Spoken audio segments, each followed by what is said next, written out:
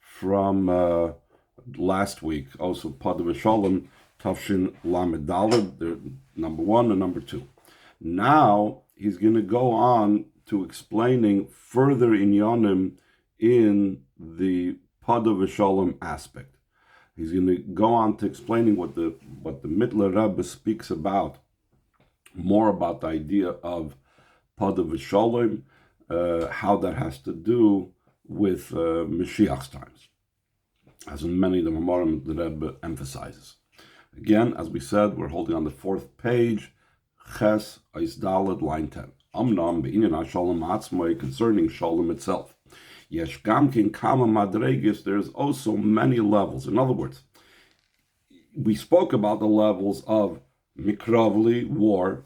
Then there's cherev shel shalom, a sword of peace, which is essentially peace, but it still involves the sword, which is davening. And then there's the shalom of Torah.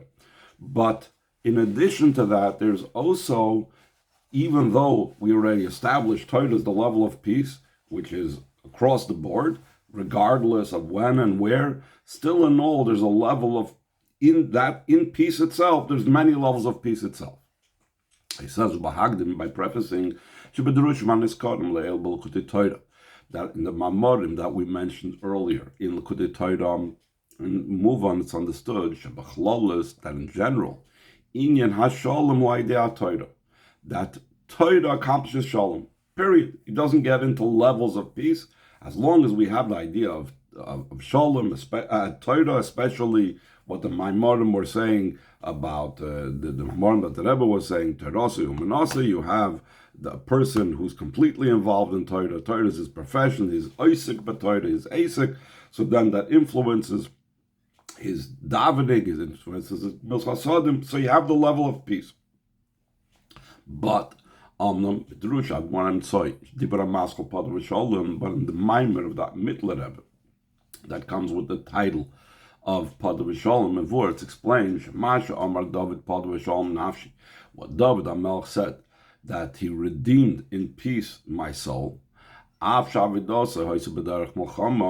avoid of David HaMelech was in the way of war, that he fought a war, to such he fought not just one war, he fought many wars. Till Hashem told him, that you spilled much blood. And because David HaMelech had fought so many wars and spilled much blood, justifiably so, he didn't do it wrongly, but since he spilled much blood in wars, therefore you will not build a house for my sake and my honor, but rather a child will be born to you. His name will be Shloimeh. What's the meaning of the name Shloimeh? It's related to the word shalom, peace. V'shalom v'sheket est et Yisrael b'yamav, and peace and calmness or quietness or tranquility I will place on the Yidden in his days. Hu yivne vayis l'shmi, he will build a house for my name. So David HaMelech said, Pada V'Shalom Nafshi. So David HaMelech experienced shalom. Still in all, the Hashem said, Shloim HaMelech is called shalom because there's going to be peace in his days. That's why it's called Shloimeh, not David HaMelech's name. So therefore we see that in shalom there's different levels of shalom. So when David HaMelech says Pada V'Shalom Nafshi, it is actually a hint at what David HaMelech represents. In other words, David Malka Meshicham. So he says on line 20, Hareza Koyal David, Kfi She'iyeh Lasad Lavid. It's referring to David, not David as in that days of David, that David actually had to fight wars before he attained the level of peace, but actually the peace that's going to be in Mashiach's times, which is going to be even greater than the peace of Shloimeh. So that itself, we already see that there's different levels of peace. There is David HaMelech's peace, or the peace of Torah study. Then there is the peace of Shloimeh HaMelech, and Chassidus explains that the peace of Shloimeh HaMelech is still not yet the ultimate level of peace, and rather the ultimate level of peace is David Malka Mashiach, the level, and that is the ultimate meaning of the pasuk Pada V'Shalom Nafshi. Like it says in the pasuk, V'Abdi David Melech Aleim Nasilam La'olam, that my servant David is a king upon them. He will be a leader over them forever, meaning that this is, we see that David HaMelech is called the king, the future king, the king Mashiach. All of Ne'emar concerning Mashiach, it says, David Melech Yisrael Chai V'Kayim, that David, the king of Israel, is alive and existing, because David HaMelech, that was there, the father of Shlomo, passed away. So, because David is in a broad sense, it refers to Mashiach as well. So when we talk about the different levels of peace, so the ultimate level of peace, the true level of peace, which Pada V'Shalom is really referring to, that who is the nafshi that's Pada V'Shalom? Who is the person that's Pada V'Shalom, that's the real peace? That's Mashiach. The Shari, all of them are concerning Mashiach. It says, that all the goyim will flow to him like a river. That shows already on peace. And then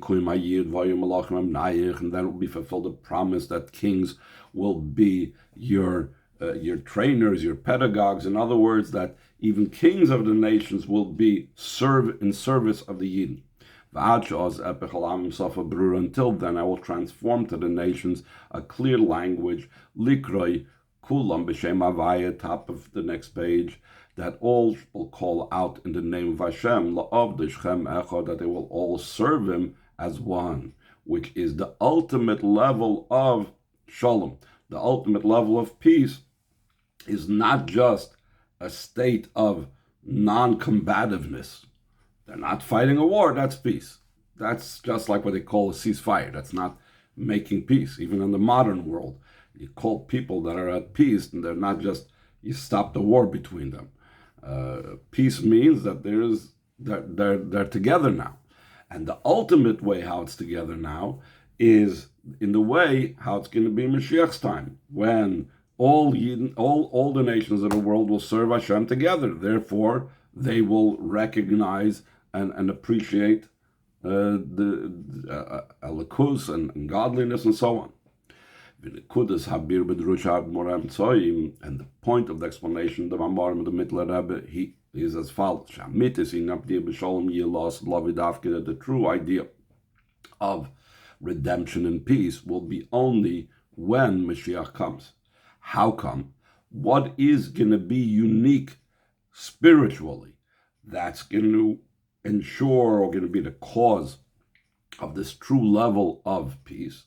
So he says the Kivin Shaz Yegili Pnimius Atik, because then there will be the revelation of the inner level of Atik Yomin. All the revelations up till now, we've had this, I believe, in a Maamar not too long ago. All the revelations that are possible in the time of Galus prior to Mashiach's coming, the highest, most level that we're able to reach is what's called Chitzonius Atik, the external level of the highest level in Kesed, the external part of the highest level of Kesed. Pnimius Atik, the inner level of Atik, the innermost level of Kesed, which taps into the inner level of Ein Sof and Atzmus and so on, that's going to become revealed when Mashiach comes. When that's revealed, even any potential for war is out the window. It's true peace. It's the true joining of everything and anything that are disparate. So now the Rebbe is going to bring an example from in a similar vein of what took place at the conclusion of going out of Mitzrayim, which is the splitting of the sea. So he said in the second paragraph on the 5th page, we can bring an example of this matter, Bedrushi, Yitzias Mitzrayim, Kriyas Yamsuf, and Maamarim that speak about going out of Mitzrayim, and especially the parts over there that speak about the splitting of the sea. What's the connection? The Rebbe always wants to connect it with the topic on hand, which is Yutas Kislev. She'in is a Shayach Gam L'Geula, the Pada V'Shalom Nafshi Yutas Kislev. Even the Geula from Mitzrayim is connected with the redemption of Pada V'Shalom Nafshi of the 19th of Kislev. How come? Moving Mamavur B'Geras HaKodesh, like it's understood from what's explained in the Geras HaKodesh.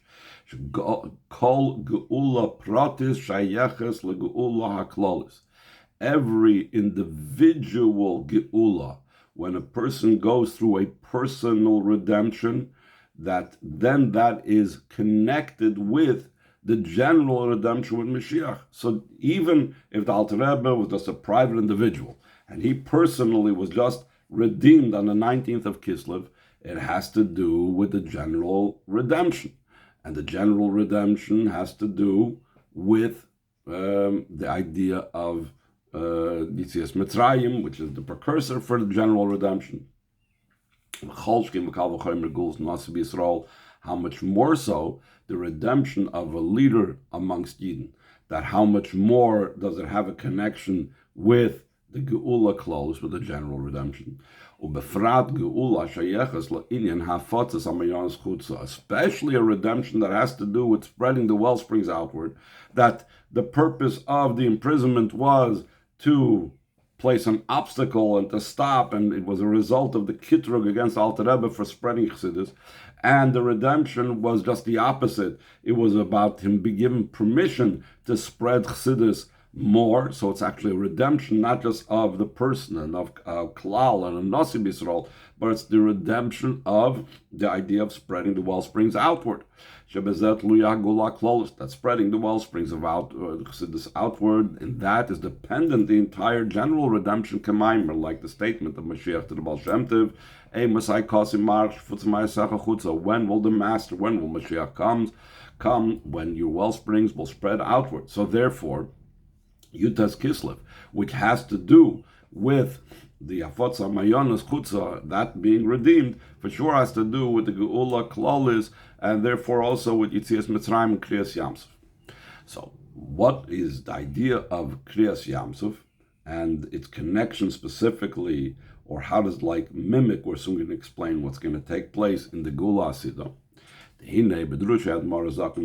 Maamar the Alter Rebbe explained. Yamsuf hainu malchus da Atzilus. Yamsuf is going on the sphere of malchus da Atzilus. Suf is from the word soif, it's at the end. And Yam is what's covering over between and blocking, so that the revelations of Atzilus should not be felt in Biyah, so that the Biyah should be able to become Nivroim, Nifrodim, separate entities. They shouldn't be Elikus, etc.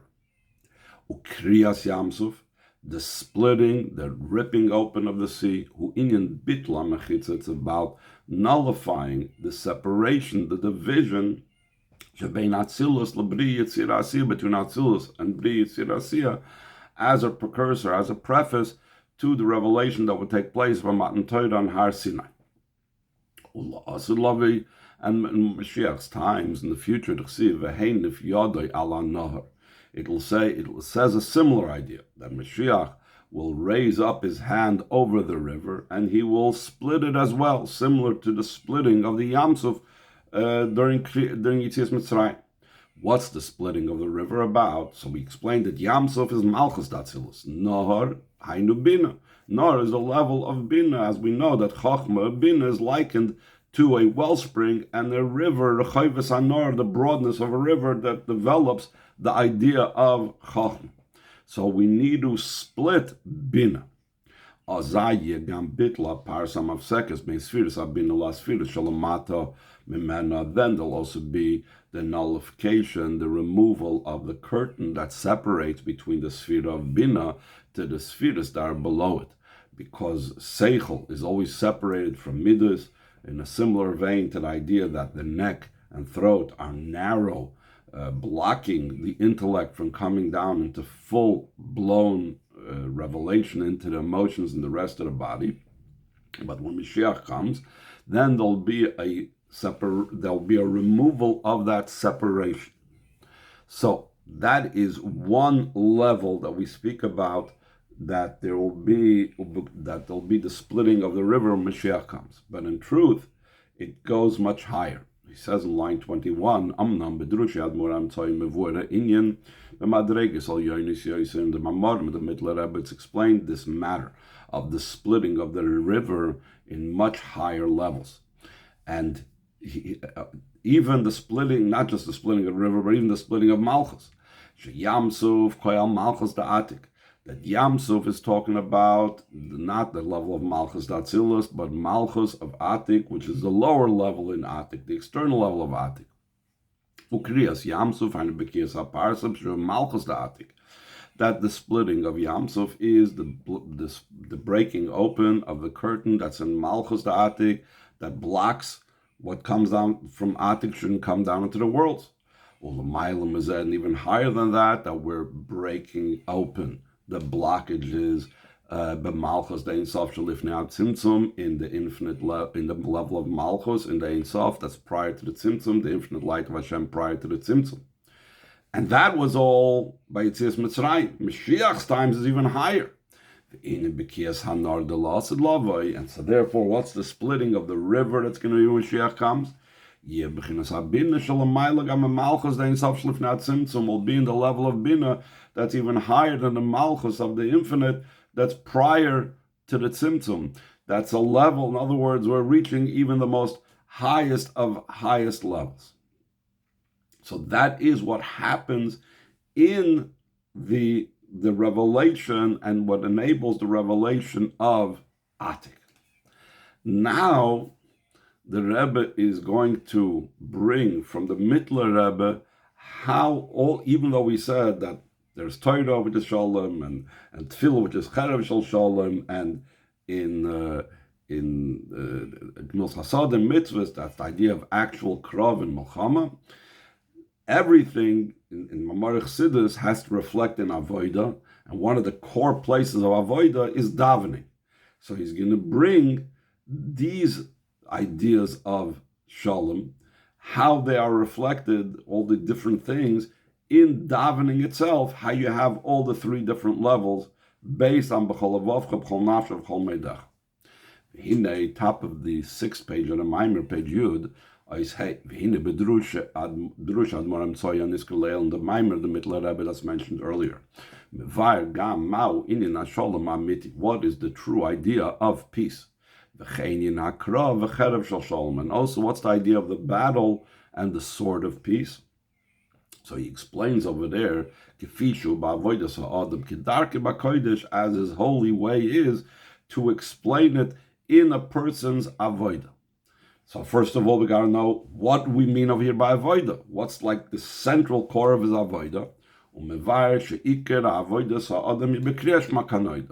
And he explains that the main avodah of a person is during Krishma. That's like the main thing where he really works with himself. He works with his nefesh, transforms himself. And in this itself, in the avodah of the person, in Krishma, yesh ne'efanim klolim, there's two general levels, and then that itself divides into three. On one side of the spectrum, there is serving Hashem, loving the Eibishter with all your heart and with all your soul. Vasheni, and the second level is B'chol Meidecha, that's a whole different category, with all your might. Yesh Levar Kavanoso, we could explain the intention of the Mittler Rebbe. Av she'enoi mefurish ba'adrush, even though in the Maamer of the Mittler Rebbe he's not explicitly explaining it in the way that we're about to divide it. The Inim B'chol Avavcha, B'chinas Avodas HaMelchama, B'dakas. The idea of B'chol Avavcha is the avodah of war, but in a more refined and subtle way, because in the previous parts of the Maamer, including also the previous Maamer, we said that the avodah of davening, even though he's engaging with the nefesh habahamis, but it's only a sort of peace. It's not actually war, but in a more subtle way, in a more refined way. Even the avodah b'chol avavcha, the b'chol avavcha, hainu b'shnei tzarecha, with all your heart, with both your yetzer tov and yetzer hara, and because you need to deal with your yetzer hara to bring it also into the mix. The b'shvil natzeach as a yetzer hasheni, to be able to be victorious over the sake of the yetzer tzarech liter neged yetzer hara lahazbran of shabbamis. You need to argue, and you need to make your claims against the yetzer hara and to explain the nefesh habahamis how Elikus is really good. So therefore, there is a certain degree of warring, and Actually, many Mamorim bring it down this way. Not like in our Maimer where it makes a distinction, it's not really war. The true war is when we're engaged in the physical. Many Mamorim speak about how, but like we had also the expression, Becharbi, Bekashti, Betzloisi, Babausi, that idea of davening is a time, Shas Tzloisa, Shas Krava, the time of davening is a time of war, because bedakus, again, this is the point that the Rebbe explains over here in a more subtle way, it is a war. Again, not the type of war where you actually engage with the physical, like after davening. So, but that subtle form of war, that's to be found in the Lavcholavovcha part of davening, when you're bringing the Nefesh Bahamis into the picture. There's a second part of the Kriyashma that he talks about the inyan b'chol nafshcha, and the idea with all your soul. Hainu inyan mesiras nefesh, the idea of self-sacrifice. Like the Chazal teach, what's the meaning of b'chol nafshcha? Afilu noitlas nafshcha, even if it means that you have to give up your life for the Eibishter, you're willing to do so. That's the idea of self-sacrifice. Self-sacrifice is such a bittul that b'chalal doesn't take into consideration any type of circumstances. It's not a matter of argument. It's not a matter of fight and dispute. Like the Alter Rebbe explains in Perek Yitches and Perek Yitches and Tanya, it's not like he has to go ahead and discuss with himself, should I give up my life, should I not? It's a knee-jerk reaction. There's no warring with the Nefesh Bahamis like you do when you want to bring the Nefesh Bahamis b'chol levavcha b'shnei tzedakah to love Hashem, where you need to explain with the Nefesh Bahamis, and you need to have kindness against the Yetzer Hara and so on. But still in all, despite the fact that Mesiras Nefesh is not an idea of war, still in all, it's a sword of peace, still involving a sword. Like it's explained over there by the Mittler Rebbe's Maamer, in self-sacrifice, there's two approaches. One is that nefesh is from the word will, that the person wants something. Like it says the Lashon, it says my will is not for this nation. So we see that nefesh is will. So what's Mesiras Nefesh in the broader sense, not just physical self-sacrifice, but he is devoting and giving over to Hashem all of his wills. Moving, it's understood, this is not a complete and entire idea of shalom, because there's still an existence of an opponent. But rather, he negates his will. So there's an opponent and he's negating him. Therefore, it's still a sword of peace. There's still the sword over here involved. But the second type of level of self-sacrifice, it's an idea that you're doing it with all your might. He gives over the very essence of a soul. He nullifies his entire being until there's no independent existence over there whatsoever remaining, that I'm giving over my will. What will? I have no will. I have no self-identity. In such a level of Mesiras Nefesh, the higher level of Mesiras Nefesh, there is no opponent whatsoever.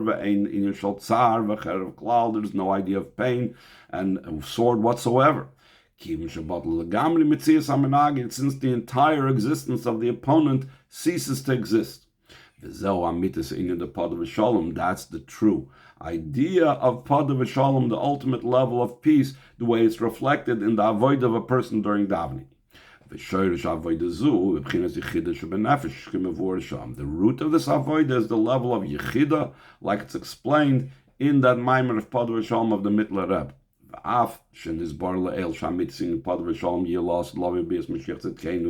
Top of the last page, though, it was explained that the true idea of redeeming in peace will be in the future, in the coming of Mashiach. All of them are concerning him. It says, behold, my servant will be successful, he'll be exalted and raised up and very high. The ma'od, the ma'od that says by Mashiach is the same idea of b'chol ma'odecha that we're talking about here in Krishma.